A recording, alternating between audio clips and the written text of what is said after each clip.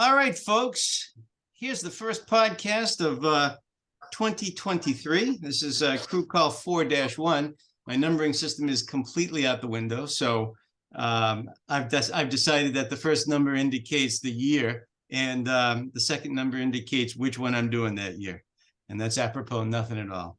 But we're here with a returning and always popular guest, Mr. Mike Confalone. We last spoke with him in April 2021. And a lot has happened in all that time. I think we've got lots to talk about. So we're going to get right into it. How you doing, MC? MR, how are you? Good as always. Good to see you and talk to you. I see you're wearing one of your famous flannel shirts. I like that. That's all I own. Yes. Old habits die hard. Absolutely. And you're wearing one of your color block long sleeve kind of t-shirt things. One of my rags. Yep. I mean, we are, if nothing else, creatures of habit. No doubt. And we have known each other a long time. I would not want to guess exactly when, but is it 20 years? It's not quite that, but it's damn close. I'm going to say it's coming out. It'll be 20 years probably in 2025. Yeah, I think around 2005 we met. I mean, as our buddy Dave would say, it's all a blur, for me. So right. That's a long time, man. 2 decades. Wow. I know, and a fair amount of cross pollination and interaction on each other's layouts to varying degrees during all that time. I guess you had come down.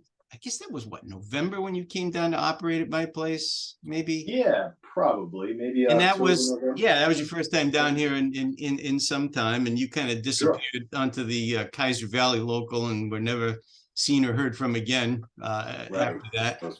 Yeah. What were your any thoughts from coming down after all that time? And I think the last time you had physically been here, you were doing the dirty crawl under Avoca there. Right. Yeah, so a couple of changes. A lot of changes, and all for the good, of course. And I was aware of the progress you were making because we were always talking about it and stuff. So there wasn't really a surprise per se, and of course seeing the photos, but actually being there was to reorient, into the sort of, when you up here in, in my railroad, it's brown all year round, right? Brown and gray. And all of a sudden you come into this model railroad that's green everywhere. So there's a bit of a shock factor there. Right. Like totally different. Yeah, totally different. And then walking around and just kind of reacclimating to the locations. And it didn't take long. I mean, it's like riding a bike. Like when I went, we'll talk about in a bit when I went up to your house. But it is, there was a long period of time there where I knew your model railroad better than mine. I think you still do. No, not anymore. Not anymore. And you know when that changed? That changed when you came up with the idea that I think we talked about maybe on the last show of running your own railroad even in between op sessions, because for the longest time before that, you didn't run your own layout if you weren't having an op session, which when you think about it is nuts.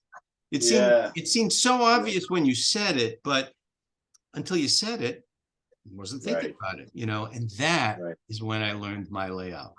I think that whole thing was born out of necessity for obvious reasons. Sure. So you could either mothball it or operate it, right? So why have this giant thing that you put your heart and soul into and just have it sit there?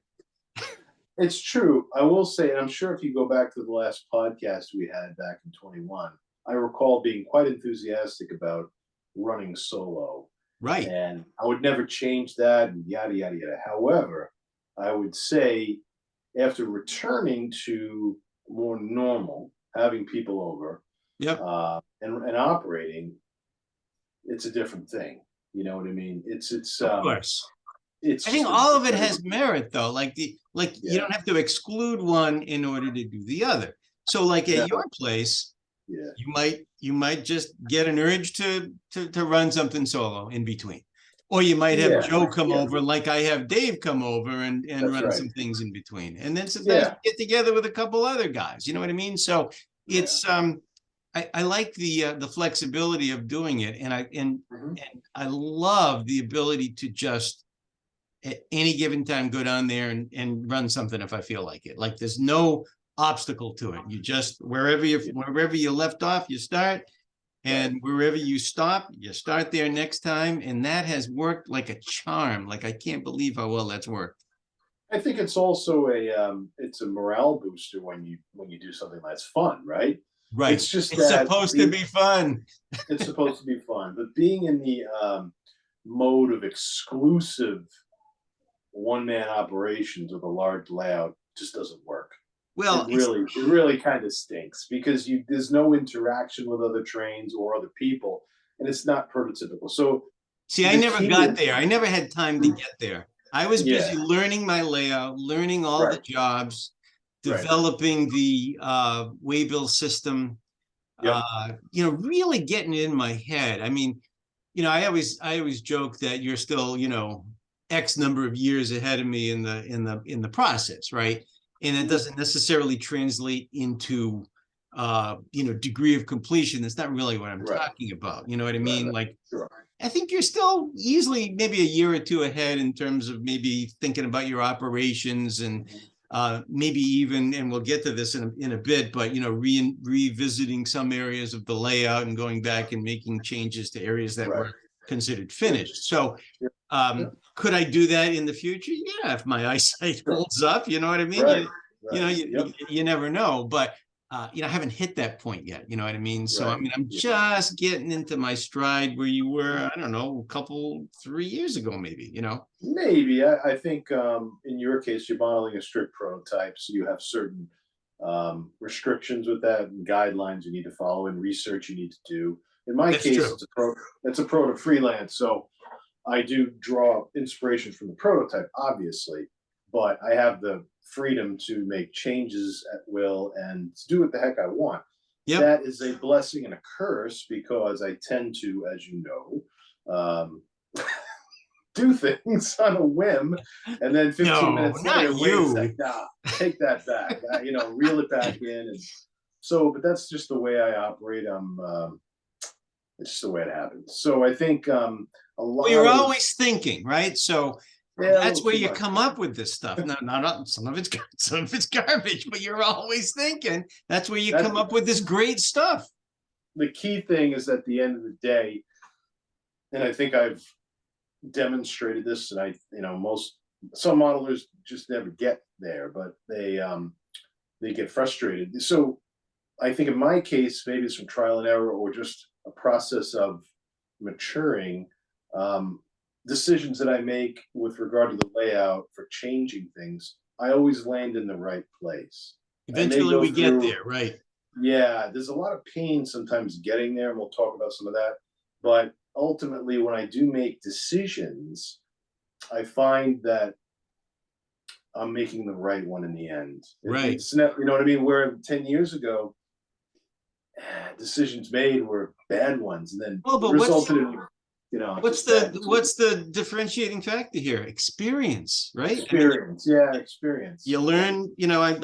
I've said I've talked about on other shows how because people always like their remark on how fast you get stuff done, and you get stuff done rapidly too, even without trying to work in a frenzy, because we work efficiently and we know Right. how to do it. You know what I mean? So really, once you get it in your head, Mhm.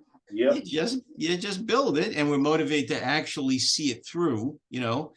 Because Yep. procrastination is usually what trips up most people that are getting Right. tripped up. It's a formula. I think every time I do a scenery project, it's actually become aside from the actual planning, the execution of it is relatively. It's almost like there's a path forward without having to find the path. An order of The business. materials you use, the order of Yeah. operations, it all follows a pattern, right? Yep. A set That, pattern, and that there's picture no you sent me of all of the stuff in the aisle there, I looked at yeah. that and I thought, I've seen that picture before.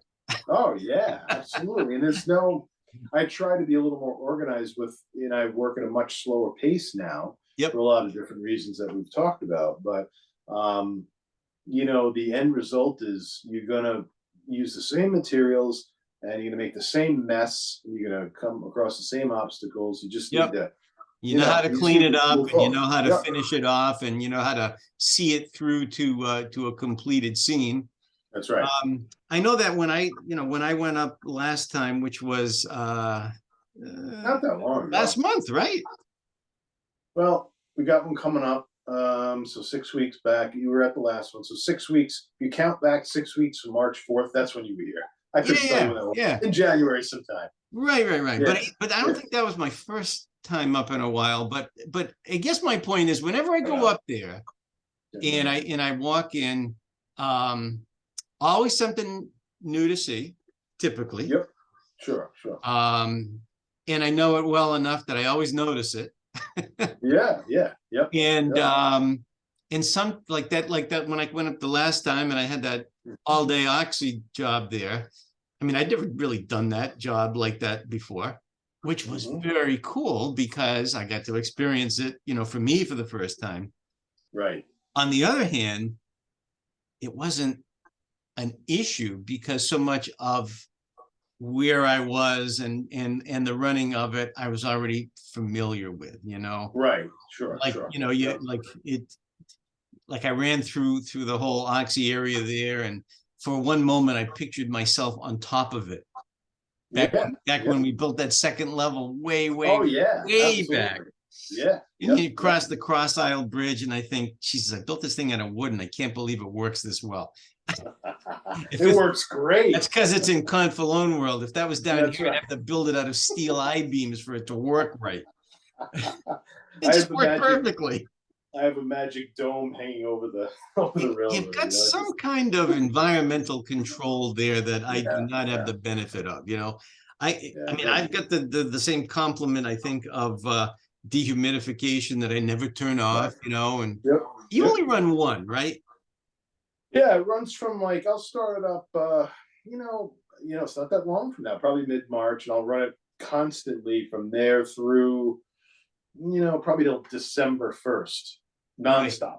Never. I don't. I mean, it's the same with mine, but I don't turn it off. It just turns itself off because you put it at a certain setting, and once humidity drops below it, you don't usually see that humidity again until the spring. Mine is I just put it on continuous running. It just removes the water faster, I guess. Whatever. So you don't cycle yours on and off to a particular humidity setting? No, it stays on. There's a setting on there called continuous operation. It just goes and goes and goes and goes and goes. It just pulls water out 24/7. I can tell you don't have my electric company. No, we have some of the highest rates in the country. It's terrible. But it is what it is. I prefer to. I bet it costs you $40 or $50 a month to run that thing. Maybe, I don't know. Susan will tell you what the bill is. It's the heck was it last month? Because they raised the rate significantly. So I don't know what it costs. What that thing costs. That plus air conditioning upstairs and stuff. The only difference I have in terms of that, so we have I don't know. You've had problems in the past where you didn't run the dehumidifier, or for periods of time. Well, no, the first year when I had the new central air put in, I thought, let's see how it works with just that. And the answer was not enough. Not good enough. Right, not enough. And humidity could really, really screw you. The only other thing I have is the carpet. I don't know how much that does or doesn't do. I really don't know. Well, my feet like it. I'll tell you right now. Yeah, listen, for those people listening who are getting up there in age to their mid-50s like me, or whatever. I mean, I can't imagine standing on a concrete floor for 6 hours at a time. My legs would be destroyed. Right. I run a lot. I'm on a treadmill most days. And that's not a slab of concrete. No, it's not. I walk a lot. And so I don't want to be standing. And I remember before I had the carpet, going back to the, say, early 2000s, I had carpet pads in places at times. And I was like, my God, my legs are killing me. So the key is the padding underneath that carpet. Get the cheapest carpet, the best pad. Right. Now, some people say, well, I don't have any padding. I just have the carpet. It's useless. Useless. Sorry. useless. The pad is I mean, everything. When I did my whole house. house with carpeting 35 years ago, we did exactly that. I mean, we didn't put cheap carpet, but we put the best pad. Best pad. Never regretted it. It's still good. Absolutely. I can be downstairs, not that I am these days that many hours, but I could literally be down there all day long and never feel anything. And I'm constantly moving around downstairs. I think I get a lot of exercise just from ducking under stuff up and down the stairs 20 times a day. Tell me about it. A lot of moving around. So it's so critical. Now, as far as what it does for the environment, the dust and all that, I really don't know. I just don't know. I have a drop ceiling just like everybody else does. Maybe because I don't burn oil, we have the propane, maybe there's less. Right. And not all panels are created equal. You know, some panels snow more than others. Like the panels in the addition are much better than the original panels in the on that, you know, initial train room, you know. Right. Those I hate to touch them. Like we said the other day, the key, if you have rivers, bodies of water, that's the key. That's a barometer of where, if you have a dust problem. In my case, I mean, I have those two major rivers, and doing the scenery over at New Vineyard, I have the river crossing just across the aisle at Sandy River, and I'm like looking at it the other day. I said, "Yeah, it looks kind of dirty," and I wiped it, and it was dirty. But that's because I'm working with dirt 3 feet away. Right. But beyond that, I don't clean those rivers more than maybe twice a year, so there's not a lot of dust accumulation.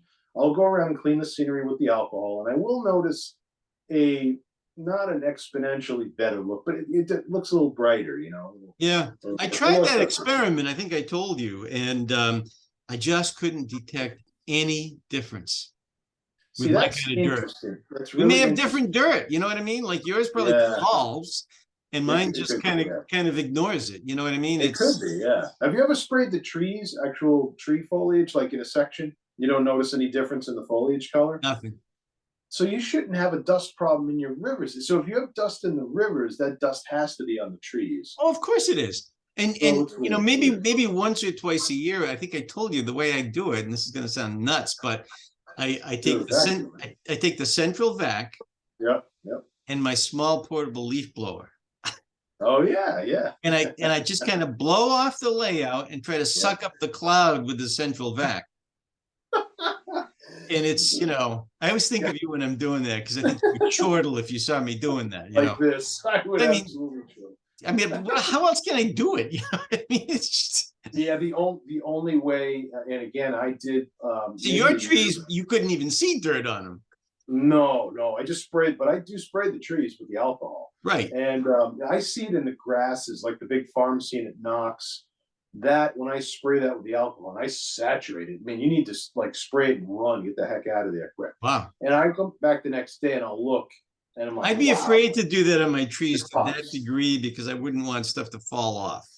I don't know if it would or not, you know. That's a good question. I know. I mean, I do the road bed. I do the ballast. Yeah. And you can see the ties. Like I'll do a section. It'll never hurt track. That's true. I mean, that's but it takes the, like, if you do a section, just a good way to see if the railroad needs cleaning is just to, mask off a section with some paper, spray it like crazy with the alcohol, let it go, come back in an hour or two. And if there's a difference between A and B, then it's very. I did that in the Towanda area. I put down some, like, I think a piece of square of wax paper, so nothing would go through it. Yep. And then I really kind of sprayed it down good around it, because it was looking a little, dingy to me. And came back, took the wax paper off, couldn't see any difference. I just can't imagine. Are you using like 99% isopropyl, and are you flooding it? I'm using 70. You got to get in there with it. Okay, I'm using 99. I don't know if there's a difference. You got to get in there with a hard spray and saturate it. Like, you have to physically imagine you removing the dust by force. Pretend that the alcohol is air. You spray it hard, and it really, that's what I do, and it works. So I don't know, maybe you can't just spritz it from afar. That won't work. Well, I wasn't spritzing it from afar, but I'm sure I wasn't getting it as wet as you got it, because maybe that's. I'll try it again. What I should do is try it on a tree and see how it reacts to it. With the matte medium, it might be just fine, just like ballast is fine with the white glue. Might be just fine. I would think so, because it evaporates so quickly. I would think that any grasses you did using the hairspray technique it might affect that, because hairspray probably fragile. You know, it's designed to be washed out of your hair. So No, I've done like all those pine trees I have. Those are done with hairspray. really, And I've sprayed the trees hard. I mean, like saturated them. And the first time I did it, I said, "Man, I hope that doesn't defoliate the trees." And it worked. It didn't do anything. The needles don't fall off. So it must just be something about that alcohol does not penetrate the adhesive, and it just evaporates quick enough that it doesn't do any harm. So yeah, interesting. you know, I will try it again, and maybe I'll try it with the 91. 99, if you can find it. I don't even know if that exists. I mean, At the hardware, at Ace Hardware has gallon jugs of 99. Yeah, nasty stuff. Nasty stuff. No wonder you have to get out of there after you got to run. You got to run for cover. Yeah, you can't be down try there it with a long. 91 because I have it.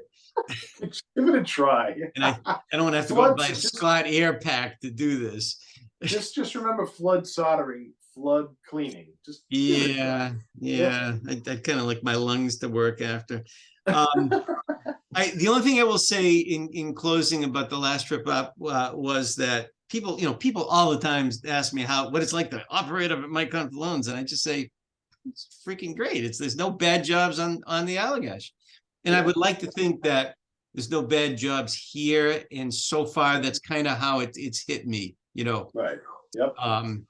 I enjoyed the Kaiser Valley job last time I was down to your place. And I mentioned that it was neat. The power was cool because they had I think it was a pair of switchers, which was very cool. Right. That always improves when the power is cool. It always improves the experience when the sound is a good sound file and you really work on them. But the industrial park was fun to do. It was cool. Yeah. Other people have asked me what's your favorite part of your layout, and I always say it's the last thing that I did. Well, there's some truth to that because and that's a segue into your new vineyard, your vineyard project. Yeah. And one of the things I said to Dave yesterday was, Jesus, everything in this layout is new this and new that. Is that really what it's like up in Maine? Well, those three towns, New Sharon, New Vineyard, and New Portland, are within, it's like a 30-mile swath, and there's these three. Yeah. Yeah. So when you pick a name like that, you literally just take out the map and put your finger on something. Yeah. Yeah. All the towns on the Allagash are real. Right. And they're all real places. So New Vineyard lies between New Sharon and New Portland, where the paper mill is. So that was a logical, because it's a between point, it was a logical name for that location. Yeah. So for anybody that's not privy to the dozens of conversations we've had about all of this, this is an interesting spot on your layout that was probably one of the earlier finished areas that you did, if I'm not mistaken. Like the scene that got excised there goes pretty far back. Yeah, it goes back to about 2011 or so. So it was the first piece of published work I did for Model Railroad Hobbyists. Right, and it's in an interesting kind of a format because it's almost akin to a diorama in that it's built in a box that sticks into your furnace room. Right. Basically. Right. Yeah. Instead of having a wall there, we broke it through. So yeah. Right. And I remember way back when I first saw that paper mill scene. It was the killer elaborate photo backdrop that you did for it that made something in a spot like that possible. Right. To look good and to give you the feel of it being bigger than it is. You needed a killer photo backdrop in order to bring that off. So imagine my surprise when one day you send me down a picture or two and say, yeah, I basically ripped that off the wall and stuck it behind this other paper mill, which we'll talk about. And I just looked at that and I thought, geez, this guy just he does not care. If he decides to do it, it's gone. But then when I saw it behind the big paper mill, I just thought, well, that's obviously what that scene needed. And we'll get to that. Yeah. But I mean, what was that day like when you just said, yeah, I'm just going to rip this to shreds? Not good. Yeah. It's always a bad day, right? Yeah. As you know, I have my issues with anxiety that I deal with all the time. And it's just sort of one of those things you have to be careful about for me anyway, to get too wound up making changes like this these days. Now, back 10 years ago, I could give a crap. I I just rip it out. Nah, the hell, let's just rebuild it. Now it's anxiety provoking because you basically, by doing what I did, I destroyed the scene. So was it anxiety that triggered the urge to do it, or was it anxiety triggered by the fact that you wanted to do it? Or just general anxiety? Full tilt, man, all the way around. Because the obsessive compulsive part of things is that, you know what, Mike? That paper mill at New Portland was fine 10 years ago.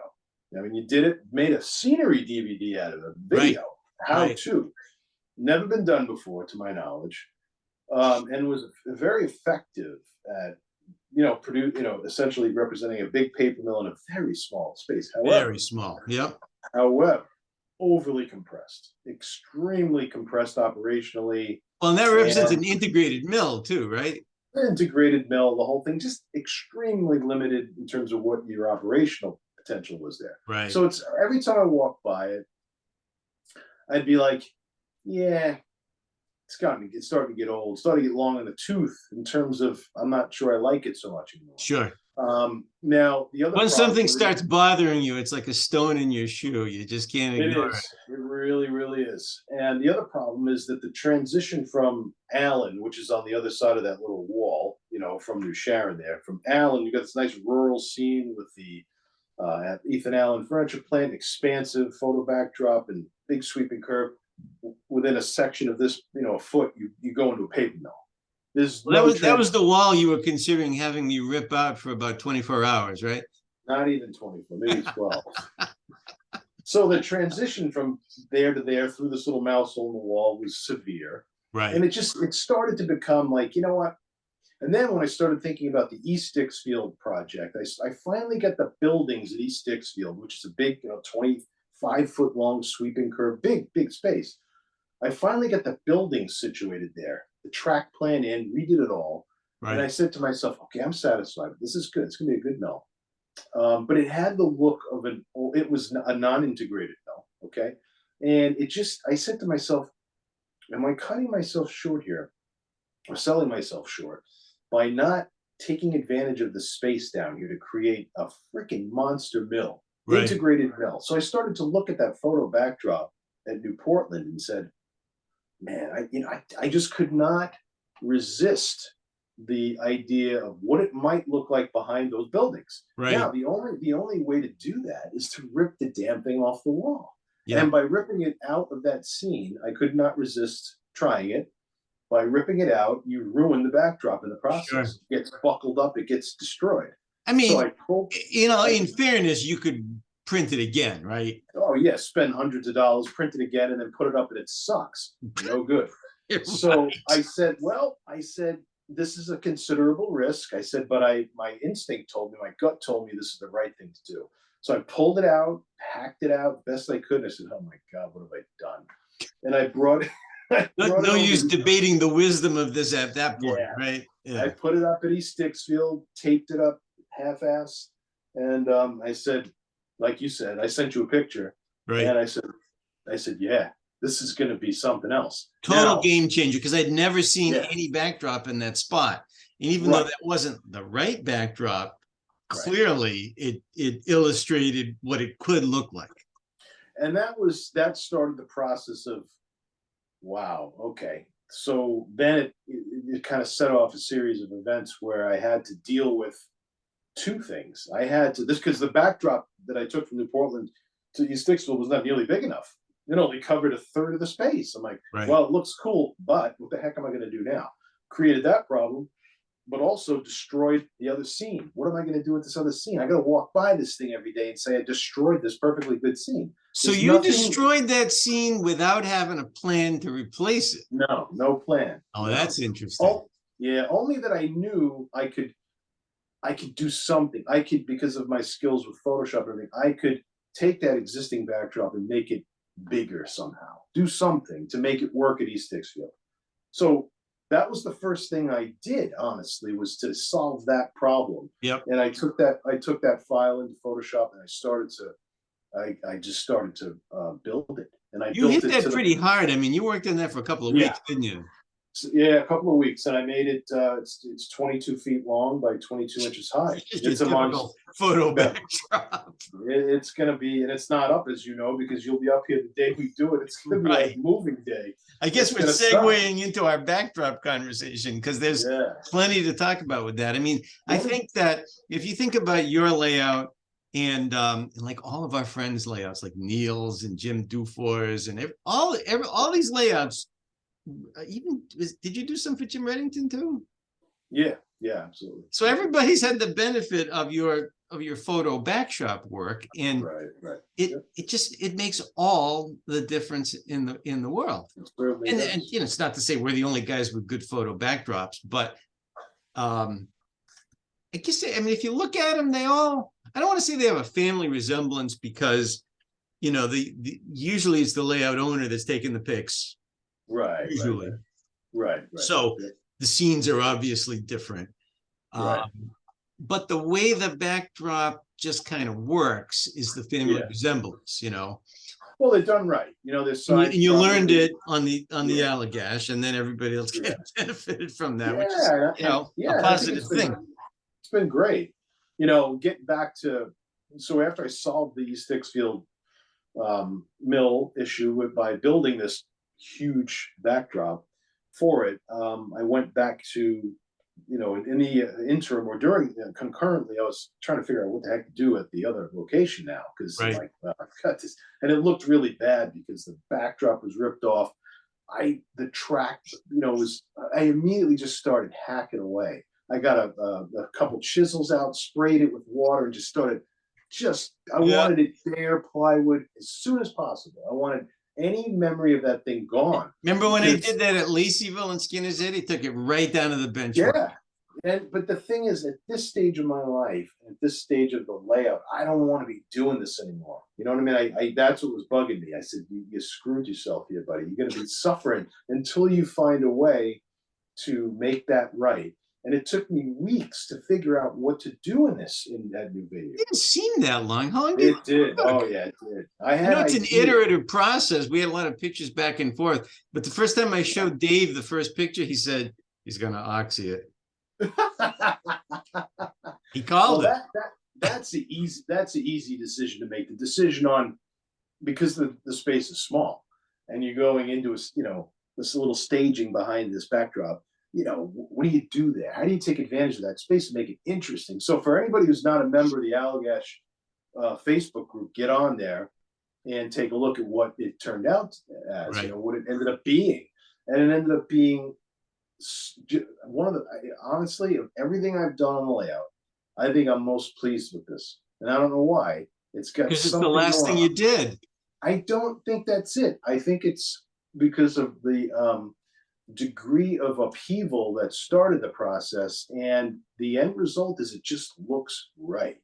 It looks, there's a harmony there. It's a very simple less is more thing going on, and there's not a lot of operation there either. It's simply pretty to look at, and I think, you know, I guess I can declare victory there. It was the right thing to do, and I think that gives me some satisfaction, because during the process, I kept saying, man, you know, if you hadn't done this, you could still have a paper mill here with a good bag. You know, what the heck did you do? And the other place could still be a good mill without this grandiose thing. But in the end, this turned out really, really well. And the East Dixfield project, looking down the pike, that's going to be a mammoth. Well, new vineyard is clearly, it's more space appropriate. It really is. You know, it's amazing how much bigger the space looks. If you look at the photos that I had posted, the before and after, the mill photos, although they looked cool, it made the space look small. You know, the photo backdrop is so tall and the buildings are so big. This thing is, you know, it's got the right. It never bothered me. You know what I mean? Like I never looked at it and thought that doesn't look right. It never hit me that way. But this looks righter. You know, the funny thing is about whether something bothers you. So I actually preferred to operate that New Portland mill at night. I would turn on that. Why do you think that is? Well, because I think it bugged me that it was so limiting. And that you wanted to see less of it. when you turn the lights off, and I had the halogen strip, I would turn the halogens on really low, so it looked like a sodium vapor cast over the yard. You couldn't see that it was so limited.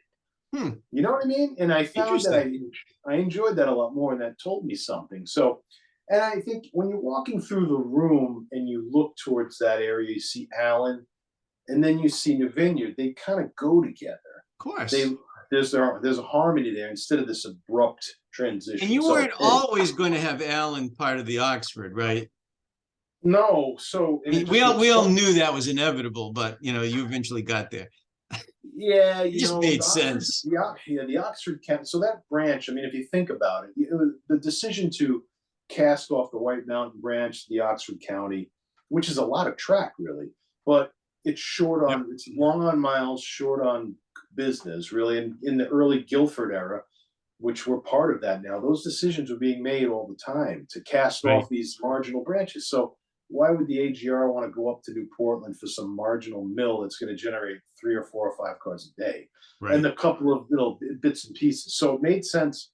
And I also look at it as how much, when you operate, is it going to be more fun if it was Oxford County based at New Vineyard? What's the operation going to entail? Right. For some, I assume trackage rights into New Sharon. Is that the change point? Yeah, right in the yard of New Sharon. And the other, it gives you, like you just said, I only have one live interchange on the whole railroad, and that's the Oxford County Allagash at White Mountain Junction. Well, now this, wow, that's interesting. This is the Franklin and Somerset Railroad, which is a division, division of the Oxford County, will now interchange with the Allagash at New Sharon. So it gives you another live interchange, right? Which are important. You want live interchanges. Staging interchanges are just implied, to have a live interchange. Conversely, I've ended up with like all kinds of live interchanges, and it's what provides for us almost unlimited operational opportunities, because what we're finding as we operate continuously, it's never the same way twice. I can't even explain why that is. It just happens organically. And you think about it, the PNE is interchanging with Conrail and DNH. Conrail's interchanging with DNH, interchange with the TMSL in Towanda. And there's like at least 4 staging points. So it sounds mind-bogglingly complex. And I will say that, when I was running it myself, the pace was obviously glacial, and it didn't matter. Right. And then when I started operating with Dave, it was completely different and much better, because it's a big layout. There's lots to do. There's lots to do. Right. And then like when you guys came down that time, it was like instantly doubled, right? I found it mentally challenging to just kind of keep track of everything that was going on. Sure. There's been very little of that with everything functional up to that point. Even when Jim came over the other night, we put him on the Kaiser Valley, and he had a pretty good job over there to do. And we didn't see him the rest of the night. I mean, that's what he did for 3 hours. Yeah, that's cool. But it meant that was happening in addition to the stuff that Dave and I would normally do. So instead of running 1 road train, we ran 2 road trains. And Dave had all he could handle at Pittston Yard. You know what I mean? I think as you add bodies, and we've talked a lot about like the ideal, complement, it's not a lot, because no, it's not. If you start adding too much, you're going to get back into that. You need like a full-time, dispatcher / project manager to run the thing. You know what I mean? Who wants to do that? You want to run trains. I think, it's funny you mentioned that. I was just thinking the other day, and I don't know when I will do this or if I will, but I'm thinking about bringing back a couple of things. I think bringing back the radios. I knew you were going to say that. Yeah, the radios first, but the dispatching is a possibility as well. I think I miss that. I miss it. It added a certain prototypical flair to things. and it slowed the pace down, and it just is something. There's something missing from the sessions now, I think. We're running with smaller groups. We're not going to go Right. back to 8, 9, 10 people. 5, 6 guys is where it's at. No.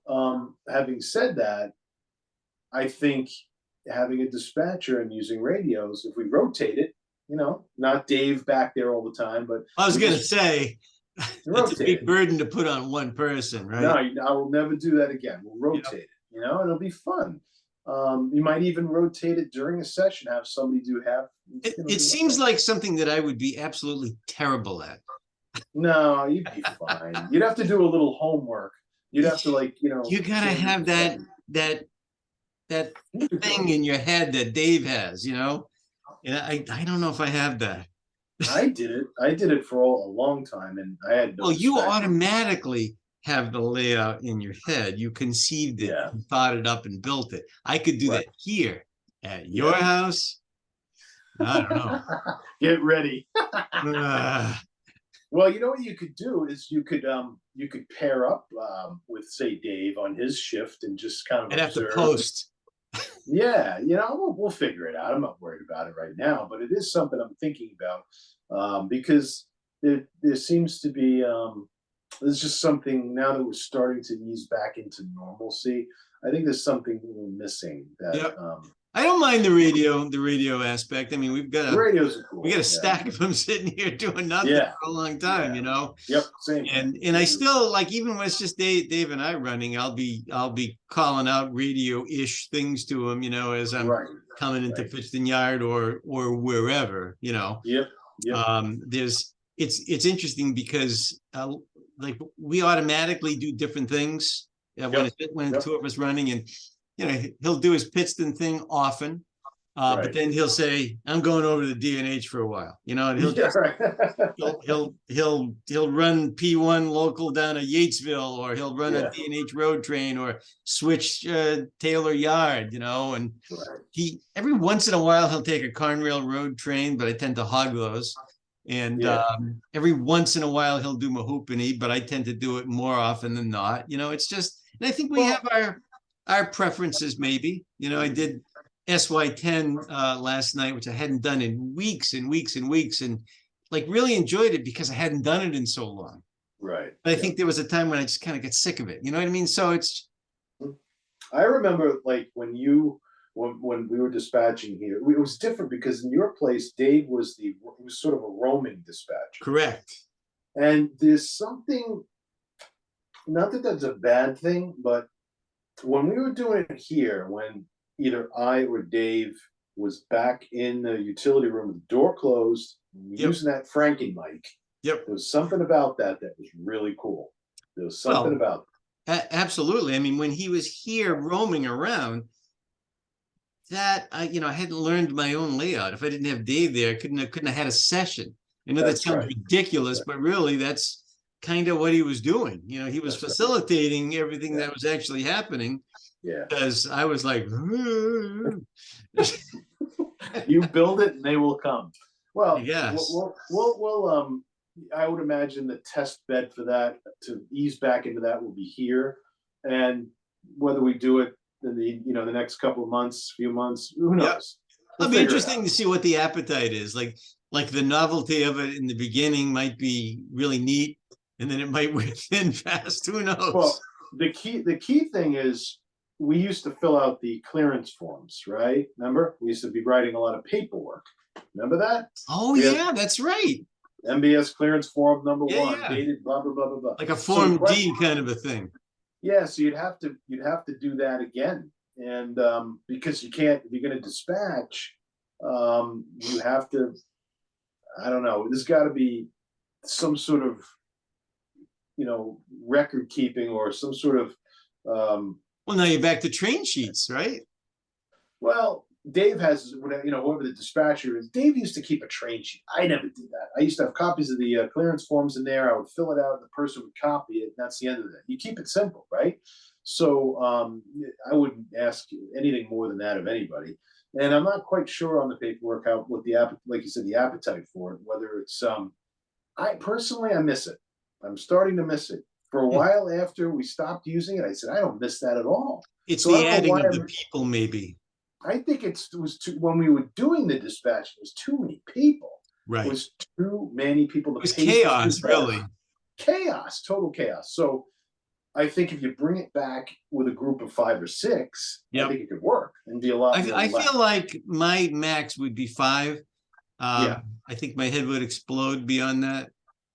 Well, you know what you could do? But I can always put another guy, like you could have a 2-man crew at Pittston and totally justify it. No, you know? you should have a 2-man. It's like Santos was running Madrid with Reddington this last time. And I'm like, that's a 2-man job. Okay, you can't have Dave or anybody. Think of how long each yard is and how much is going on. So, and I asked Dave last night about that, and he said it would be good to have somebody running the engine so he could do this thing with the cards. You know what I mean? That's right. He's playing chess, you know, with those cards. That's right.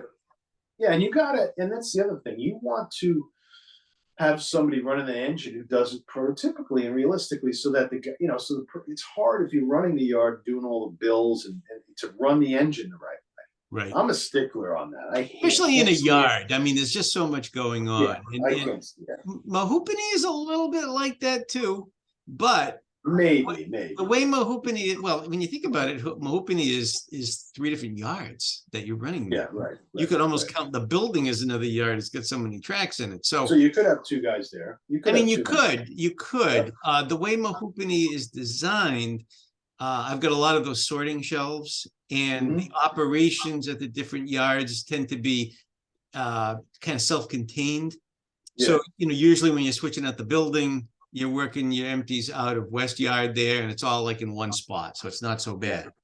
And with road trains tend to pick up and leave off at East Yard more often than not, unless it's just a few cars. So you're down that end, and you might do chemical yard while you're down there. Pittston is so long. I mean, it's over 20. It's probably closer to 24, 25 feet at this point. How long is Madrid? Similar, right? Something like that. Yeah. So, I mean, you think about it, and you've got that long lead, heading down a dead river. The Dead River Run. We still talk about that here. I've got a couple of dead river runs. The Yatesville run is a dead river run. Dead River Run. Dave seems to like it. Yep, absolutely. He can have it. That's one. I don't think I've ever done it.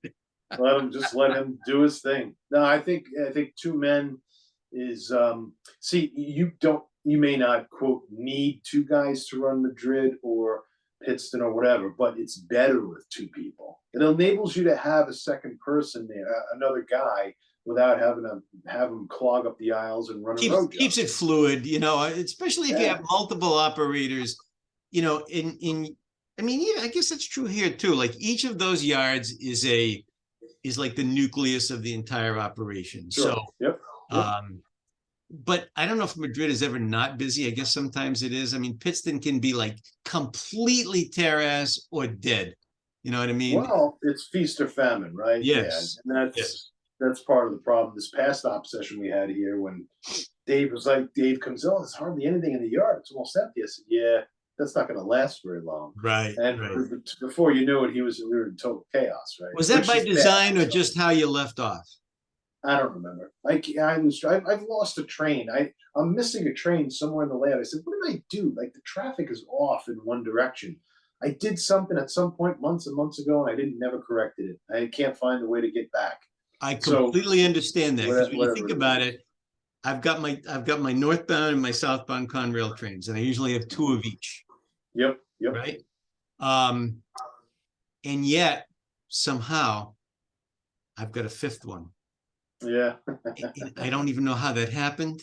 Yeah, right. So it means that the yards are always imbalanced now. Yeah. The only thing I can do is just take an entire train off the layout to fix it, because I've been trying to fix it during sessions, and it never seems to work. That's what I did after the last session. I pulled about 20 cars out of Madrid and put them in boxes. I said, all right, I don't know what's going on here. Well, have you been weathering new cars and putting them on the layout? Because I know that's part of my problem. No. It's the same old stuff, really. I mean, a couple oddballs here or there, but it's nothing major. So you can't even account for it. No idea whatsoever. I know, we're going to operate again on Monday night. I think Jim's coming by again. So we've got, what usually happens is we've got, the road trains, and then we've got locals, and I run a lot of locals. Monday night will probably be all locals. That's how many locals are needing to be done. Right. So that's going to be interesting, because you're going to have like 3 guys doing locals simultaneously. Right. I don't know if that's ever happened. But and we'll see how it goes. Like at some point, Pittston is going to get bombed, right? When all of these locals bring stuff back in, you know what I mean? Right. So it's I think it's different when you have more than one person bringing stuff back to Pittston Yard. The Pittston Yard guy is going to at some point have to get off a local and be a yard guy again. Be a yard guy, and that's where the extra bodies come in for the yards, to have it fully staffed, where you can be working that yard constantly. Right. Never stopping. And so it's not on one guy; it's 2 guys. To do that. So. Right. Now the X factor for me operationally is, let's say you had, 5 people. Right. You're going to have X amount of activities. Let's say you put 2 people in Pittston, you still have 3 operators, that will be at various times doing things. I haven't the faintest idea how that will affect the staging yards. Right. I don't know if at some point I'm going to be ending up live restaging because I have to. You know what I mean? Like I haven't had that problem yet to solve. Right. So it'll be interesting to see how it goes. Right. Good deal. But we do shorter sessions than you, although yours are shortening up too. So you operate for 3-4 hours. By that time, your feet hurt and you're saturated. I think we last time we did, it's probably 5 or 6 hours total time. With the lunch break and all that. So right. No marathon sessions anymore, but that's a good chunk of time. Oh, I think so. Yeah. So we each right now have a very expensive roll of photography sitting there waiting to put up on a wall. Right. I haven't even gotten the bill from mine. He just sends me this I stuff. I haven't either. I thought last time it came in the roll. You know what I mean? But they invoice late. They're not good at invoice. So I have the faintest idea what this costs. Dave and I unrolled a good, 6-8 feet of it last night and looked at it, and I mean, it looks good, Good, yeah. So I think what I'm going to do, because I've got 2 full Pittston junctions on that roll, plus about 8 of the, the smaller ones. So I think I'm gonna take the roll and cut it into its component pieces, so I'm not looking at this giant thing, and then maybe start working on removing all the stuff that's got to be removed from Pittston Junction, and then kind of see what I'm dealing with, Right. Okay. But I look at that spot and the way the light hits it, and even in your little, was it a video you sent where you're talking about the glint on the top of the backdrop where it wasn't quite up against the wall, or was it a picture? Was it photos from Facebook? Yeah. Maybe that was it. But, yeah. I look at when something doesn't have tape and it's just completely flat, by the spray glue, and I think Confalone is going to get me to do the groundwork on this one. I can tell. I can tell. I just. So you're gonna get some different adhesives and try them, or just use the 77? I might have to. I was hoping you would do that. No, I can't do that. I got nothing to. Well, I probably could do that. There was a video on YouTube, a 3M video that described all the adhesives and what they, you know what I mean? You sent me the link on that, and then you said, which one do you think? And I think I did send you? Okay. You did, and I responded. I watched it, and I said, I think X would be the one you'd want. I'm going to have to go back to that somewhere in our endless text thread to figure out what that is, because the only, see, in my case, now you've got like a nice clean slate there, right? You can take those buildings off as you will, and we're going to have nothing but table there. Maybe put some foam down so you don't wreck the track or anything. And you could have 3 people on top of your layout if you needed to. If necessary, yeah. Now think about Pittston Junction. I've got the area, like towards the Doria side. I've got the junction itself, which is a T. So, you really would have to get up on top of that. And you've got the rest of it, which you could probably reach from the aisle. It's looking like a 3-person job. But then I think, so how do you do this? Do you spray the wall? Do you spray the photo? Do you try to do a little bit of a timing? I mean, I've got the same issue you do, except it's not as tall. Yeah. And it's more yeah. difficult. You know what I mean? So I'm actually thinking, Mr. Long Arms here, Mr. Wingspan might be very useful for this, I have a very long wingspan. I noticed that, yeah. And very flexible. So yeah, I come down. You're like the opposite of Dave, right? So we got to put Dave with the easiest to reach part, Dave can go get sandwiches at Jersey Mike's and bring them back. I think I'm once I get the thing cut out, and I'm going to try it in place, somehow, or at least try to try it in place, because it's kind of the thing that I've been waiting for a long time to complete that. Okay. But however, something you said in one of your snarky remarks to some photo I sent you one time got me thinking.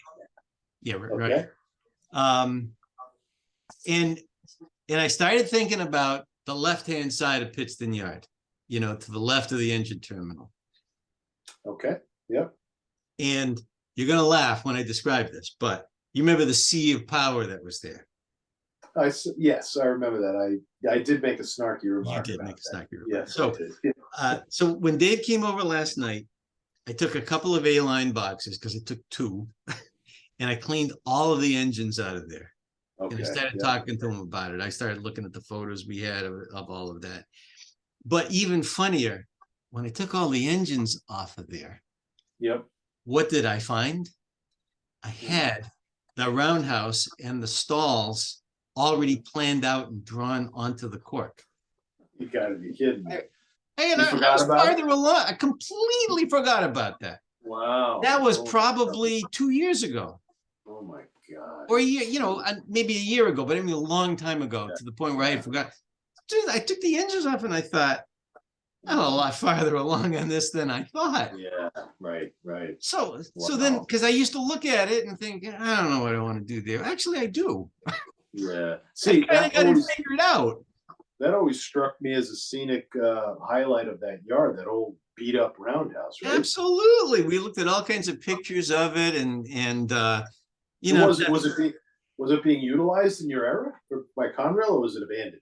Sort of. There were a couple of tracks going into it, but there were doors askew and yeah, that's great though. That's inspection pits full of water, and what I mean. Just above the doors, and I almost wish I hadn't taken apart your old roundhouse, you know what I mean? But above the doors, there's like a clerestory, and they have like these wooden vents, like louvered vents. And I looked at that and I thought, the hell would I make that, Right. I mean, I don't know, but it's a cool building. It's all poured concrete, so I think I could probably lay it up out of styrene, but I also have to make sure that it looks, abused. So beat up. Yeah. So that's going to be a little bit of a challenge, but a good one. You know what I mean? Yeah. But it solves the problem. Now you know what to do in that space. When I took those engines off of there and I saw the thing drawn in place, and I thought, I have no memory of even doing that, let alone when I did it. But I looked at it and I thought, yup, that's what I want to do. Yeah. So I look at that and I think, boy, that could be a cool little February into March kind of a project too. You know what I mean? So I could envision over the next 2-3 months, maybe working on both and bouncing back and forth as mood strikes me, Yeah, and you don't have to shut the layout down to do that. No, that's the nice thing about it. Getting back to your photo backdrop, you've already done a photo backdrop with the spray, so what's the difference? Well, that's not actually completely accurate. I've done a relatively short section of a photo backdrop with the spray. The ransom? Just the very left-hand side. That's the flexible styrene portion that I pulled back to get to the electrical panel. Right. And I did it because I couldn't get tape to stick to the styrene, and for whatever reason, couldn't do it. Not reliably. Was it the new painter's tape, the easy stick? No, it was the good one. That was the good one. The old one. Yeah, and I put the whole backdrop up with it, and for the most part, that's fine. There's a couple. So why would you change? I'm going to dull coat. but why would you change sprays? You've already had success with the Super 77, so just use it for the new one, right? Does that make sense, or are you concerned about the working time? Is that really, this is all driven by the working time? Like with mine, I think we so. have to get, yeah, we have to get something Because that you were this thing that you made up was like 11 feet or so, right? sounds about right. The Yeah. piston junction? Yes. Yeah, okay. That's, yeah, I mean, that's not that, that's pretty easy to work with. I mean, it's only this high, right? That's why I want should to be. cut it out and see how it hits, Yeah. you know. Yeah, should be okay. I still want to see if, when I just kind of put it up in place, Mhm. if the, you know, I don't want it like falling into any cracks. That would be a problem, you know what I mean? Because once Yeah. the stuff grabs, that's the thing, Oh, you know. yeah. Like Right. that one that I said to you seemed like the way to go. It didn't have like 15 minutes working time or something, you know what I mean? Repositionable. I think that's what we want for these long things, you know, because you can't tell how you're doing until you I get know. to that point. The other issue that I was starting to think about is you're going to want the whole backdrop coated with the spray.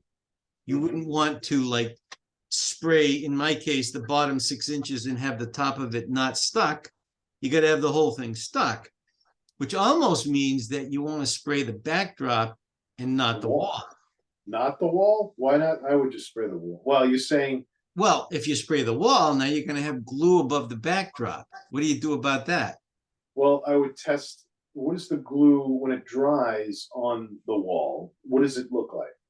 Do we know? Doesn't look like wall. It looks like glue dried on the wall. Yeah, I'm just wondering if you just It's got some paint texture that. to it. You know what I mean? Does it? So, Yeah. Okay. yeah. So, I mean, I looked at that and I thought, a Yeah. little bit of that at the end of the ransom backdrop. I can, you know, I'm not going to worry about that.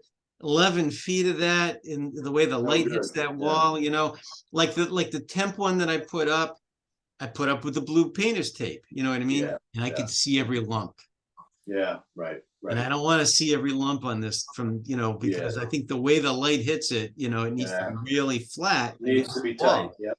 I Yep. think you're going to be in the same boat with your 2-foot high sky back, you know? That thing's going to be a nightmare. I just know it's going to be a nightmare. It's Right. going to be, well, it might go very well if we have the right product and the right personnel and we plan it out. It could go very, very well. Right. However, that's why I'm not in any rush. And like I said, Well, and then the other thing is, okay, I've got my 11-foot backdrop and I want to spray the whole back of it. Yep. Where do I do that? Like maybe run a whole sheet of wax paper, roll down the Pittston aisle and lay it face down there and spray it. And then how do you handle it? And you know what I mean? It's like a lot of things. I wonder, you know, we haven't really looked into this. And it's on 2 aisles. It spans 2 different aisles. Yeah. So you're going to want the person on the Doria side to be holding one end of it. Yep. Well, how do you get one end of it in one aisle and the rest of it in another? It's like, you know, it's logistically tricky. Have we ever, I don't think we've ever talked about this, but is there any merit to considering wallpaper paste for any of these projects? Because essentially what you're doing is putting up wallpaper. Right. And wallpaper is moved around. You have all kinds of time to move it and screw with it and, you know, all that stuff. Yeah. I don't know what modern day wallpaper paste looks like, feels like, how it acts. I don't know anything about it. All I'm saying is having something that you didn't have to spray would give you enormous control. That's what I'm thinking. You could almost roll it on with a 5-inch roller as you spread out. And the only thing is, you know, wallpaper backings are designed to work with wallpaper paste, right? I know. Yeah. Photo backings, I think wallpaper paste tends to be, you know, water-based. Right, right. I'd be concerned with it soaking through the photo and wrecking it. Yeah, it could destroy it for all I know. I have no idea. I just don't. I'm throwing spitballs here, saying, is there a product that can be brushed on or rolled on? Right. The spray is the problem. You can't control spray very well. Right. In my case, I have it's going all the way full bleed to the top. So you just need to spray the whole thing. In some ways, that's an advantage because you don't have that demarcation line between the sky and the photo like I have but inherently sprays and these kinds of sprays are quick drying. you know? Well, that one that I selected though was 15-minute repositionable. You know what I mean? So what I envisioned was you'd spray the first, I don't know, 3 or 4 feet and get the backdrop up onto that. And then as you're bringing more backdrop down, you're spraying another 3 or 4 feet. Right. And if you run into trouble, you got some time to hopefully, peel back and jog it a little bit. You know what I mean? That's what I was envisioning at your place. I don't know if I believe that 15 minutes. That seems best case scenario. I just don't believe it. For whatever reason, I just don't. How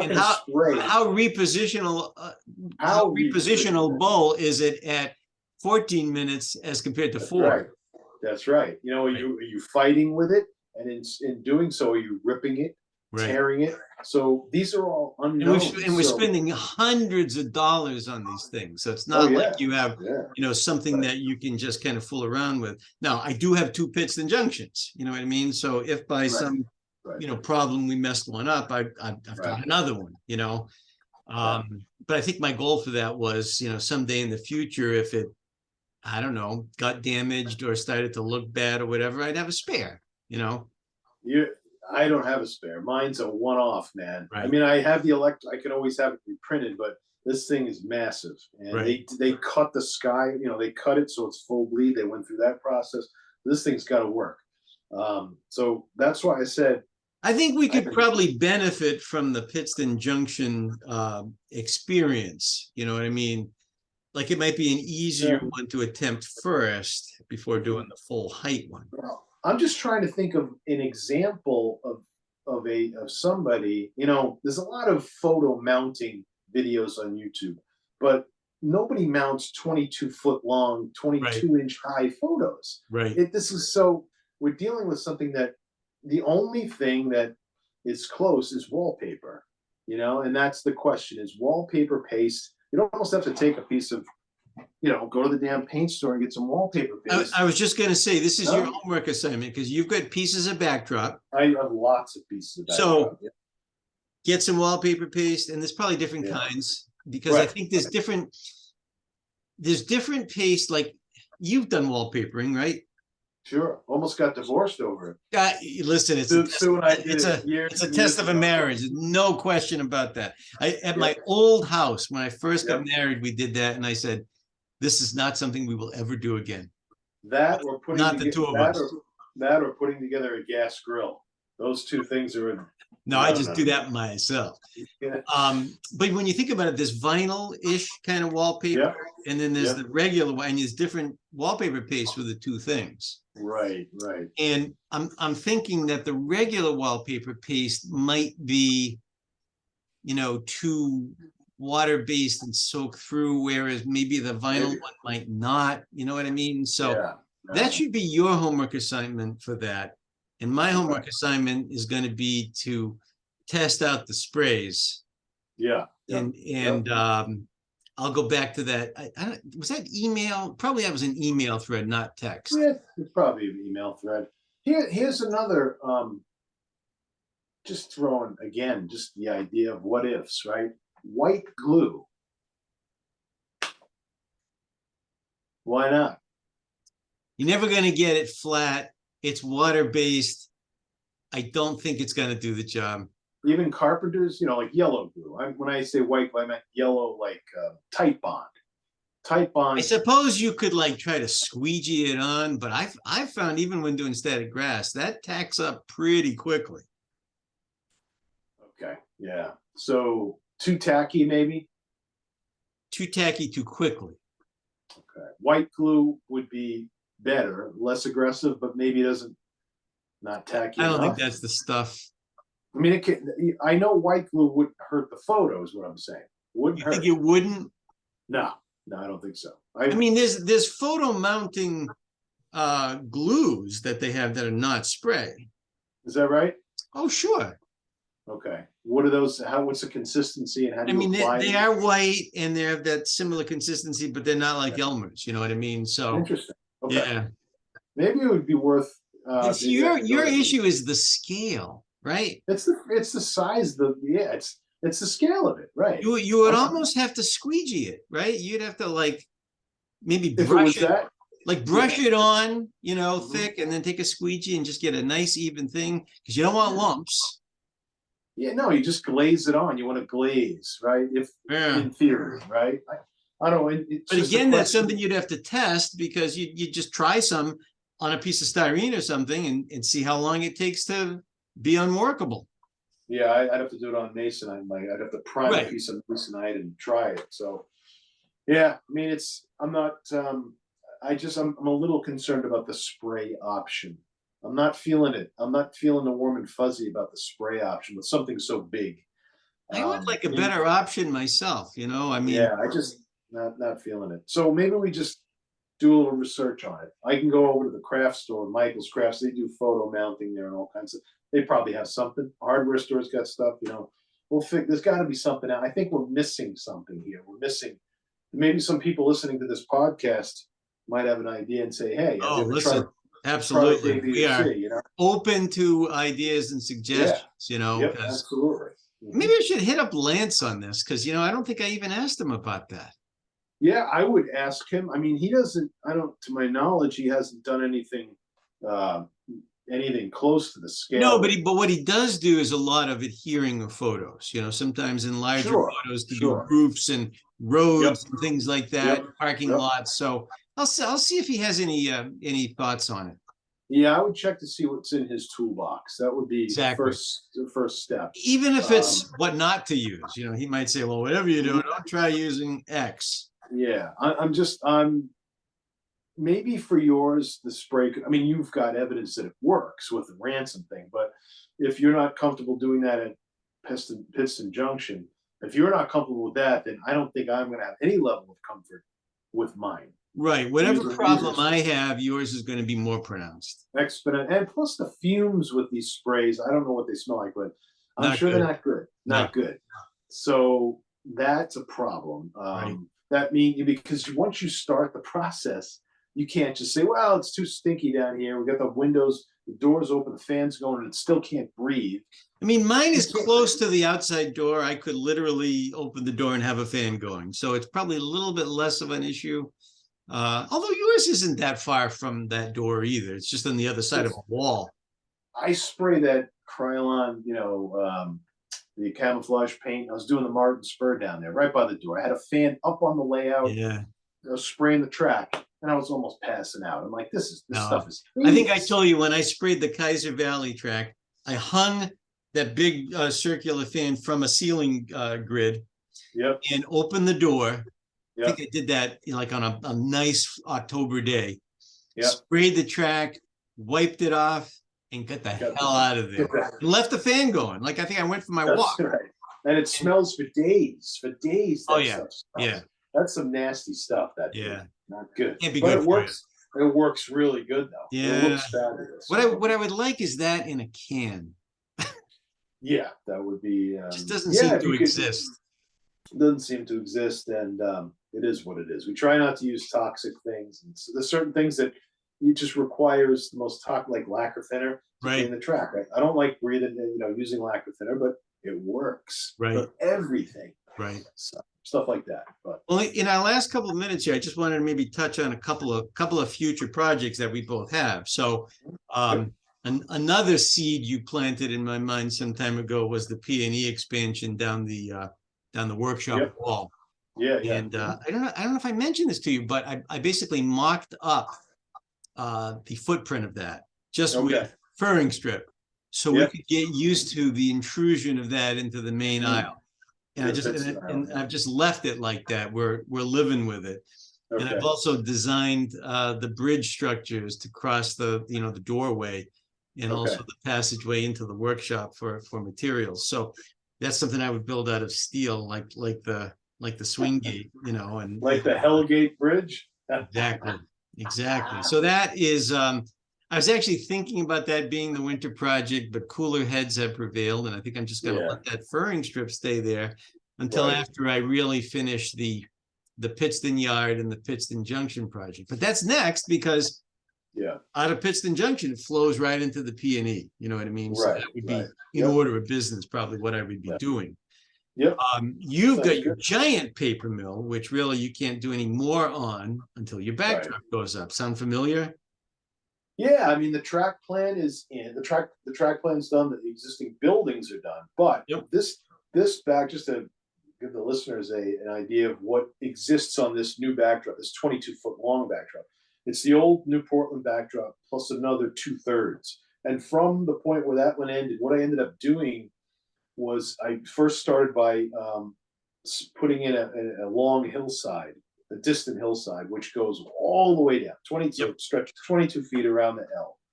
And then on top of that, in Photoshop, I started layering things. I went on to there's a bunch of websites that you can go to where you can purchase photos. Oh, these are the sawdust piles, right? Everything. I mean, I Yeah, just yeah. would type in wood chip processing at paper mill, and dozens of photos. I ended up finding pictures for sale, which are, I don't know, $20 for one-time use, high resolution images Yeah. of mills in Maine, Rumford, Riley's, various places, a pile of pulpwood, or the Riley's mill at the International Paper at Riley's, which is on the Rumford branch of the Maine Central, the biggest mill in New England. Pictures, fantastic pictures, just with the steam and smoke coming out. I said, Right. holy crap, I got to figure out how to do this. So I bought these images and sized them and integrated them into this existing mill backdrop. Big wood chip piles, pulpwood piles. There's your And integrated mill. So yeah, so the whole thing has changed, right? So Right. these existing physical three-dimensional buildings that are there will be in front of this huge complex. So now, And that whole right-hand side is all raw materials now, right? yeah, so Piles and logs and. yeah, chips and logs. What did you So decide on the conveyor? Did you give any more thought to that? not going to do it as a photo. We'll have to do a physical conveyor. Physical conveyor. But Yeah. the biggest question is, so on the right-hand side, additional track, I'm gonna have to augment the existing track plan and have a separate yard. I'm gonna have a set of crossovers where road jobs can set out here now, Right. as opposed to a dinky mill. This is going to become a bigger mill. Sure. And it also begs the question of what's the process flow here. Currently, I'm going from left to right. I might have to reverse that and go from right to left, since That's where the raw materials are, right? maybe, so those are the things I have to consider. And that's So this is the final frontier, isn't it? I mean, this is the last section. It's pretty much. Well, there's that, and then there's the scene of Oxford County after the East Andover Pole Yard when you come to That's the wall. true, right? That's just It's a scenery project. That's a scenery project with a barn, essentially an abandoned barn and a field. That's Right. all it is. Coming up the steep grade, that's a relatively uncomplicated scene to do, and then the paper mill. You may want to start with that, because as you exit that area, you're going to get up to the area where everything is that you're talking about is, right? So once you segue into that, I mean, that's really your. I'm thinking of actually, I'm contemplating in the next couple of weeks, maybe starting that rural scene. Just do it, bang it out. Well, you're in the mode also from having done New Vineyard. Yeah, I got to get back into eBay weathering and start that process up again. But I can probably do that scenery project concurrently. It's because it's not that there's no thinking involved. Right. See, the New Vineyard thing was endless hours of standing there, staring at it. Been there, done that. Sometimes I'll just take a high chair and just sit in it and just, like you say, just stare at it. And meanwhile, the computer is going crazy. Trying to picture all the stuff and pros and cons, and absolutely. That is the process. That is the process, right? Yeah. This other scene's I've already done the track through there. The barn there's nothing to do. I had the photo backdrop up. It's a beautiful, huge, rural I mean, it's going to be a killer scene. Right. But there's nothing to it. It's just a bunch of grass. All I have to do is, and it's not going to be static grass in this case. I have to, because of the way the grass looks on the photo backdrop, I have to use jute twine. Ooh. Yep, jute twine. So this goes way back to when I first started to build the layout. the scene at Sandy River, if you look at it next time you're up here, you'll notice that the grass there that's the laying down grass, the matted down yellow grass, Yeah. looks differently there than subsequent scenes I've done. And it looks a That's lot done better. with jute twine? That's jute. No, I didn't. Yes, that's so a company called Timberline Scenery Product. I guess they're long out of business. They used to sell this thing called tree branch fibers, and it used to come in these little packets. Now, somehow you were supposed to use these with their tree armatures to make branches. I said, I'm looking at it saying, this looks like perfect matted down springtime grass. And I started to use it in that scene and glue it down. It looks killer. And then I'm like, what the heck is this stuff, you know? And they wouldn't say, or I think I asked them, like, what is this? They wouldn't say. And I finally figured it out. I'm like, this is jute. Wait, isn't that what they make rope out of? Yeah, jute. You know, if you ever get a roll of jute twine, yeah, it's for gardening and some jute. It grows. It's a natural material, and it's in a rope. So if you undo it, if you put little pieces of this in a blender with water, the jute twine, it just mangles it up into this. It looks like hair. And then remind me not to have a smoothie at your house. Don't have a smoothie. No, not from that. But you can make this grass by doing it. It's a labor intensive process, but you've done the blender thing with this stuff.